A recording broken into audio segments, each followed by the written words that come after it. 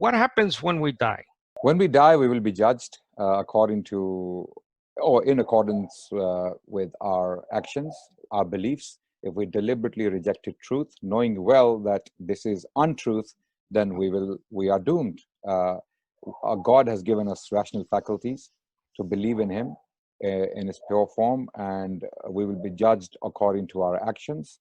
Okay, um, God has revealed scriptures. He has talked to us. He has sent prophets. We must follow the universal teachings of those prophets and follow their path, follow their laws. And once that comes true, and of course, in my view, the Muslim way is the final way. It is the best way. Only Islam can lead to ultimate happiness in this life and in the hereafter. I understand the Christians disagree with that, and we cherish the fact that we can disagree.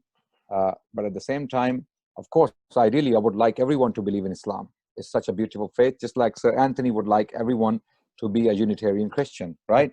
But we cannot have the world as we want it, unfortunately. So we can only pray for people's salvation and people's guidance. So I would love to pray for everyone that may God guide us to Islam, all of us, and see the light. What about the also the immortal soul doctrine? Do you or does Islam mainstream hold to when you die, your soul goes anywhere, or do you sleep? Or? Yes, we believe that once our soul parts our body, our soul is either rewarded or punishment. It starts immediately. Your questioning starts immediately.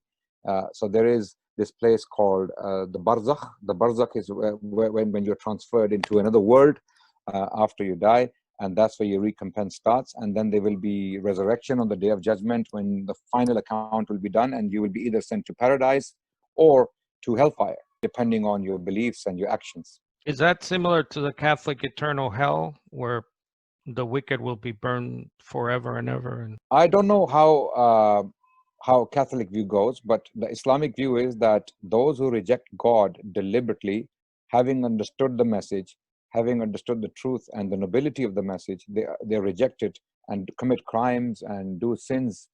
Then obviously they are choosing their they're choosing the doom, and they will be doomed, and they will be in hellfire eternally. Any disbelievers will people, I mean, we're not talking about people who committed major sins. They believed, but they ended up committing sins. They will be eventually forgiven.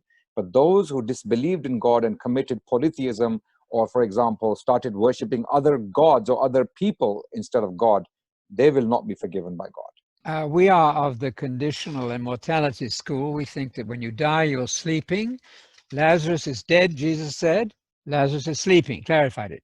Daniel 12:2 is our key verse. Many of those who are sleeping in the Admatafar, which is the dust land, will awake. So when you die, absolutely nothing happens. You're unconscious. So the next moment of consciousness, you'd be in the resurrection at the future, at the parousia. That's the resurrection of all the faithful of all the ages. The second resurrection happens 1,000 years later. That's for everybody else. And I agree with Rashid entirely that it's according to what you reasonably could have known. If you are deliberately sinning against the light you've got, then you don't have much hope at all. I think, and I'm hopeful, that there are many people who really haven't known enough to be condemned on that scale, but Hebrews chapter 10 says that there is a situation where somebody, having known the truth and fully understood it, then he turns his back on that. I would say annihilationism rather than conscious torment is the solution. I don't believe in eternal conscious torment for anybody, actually.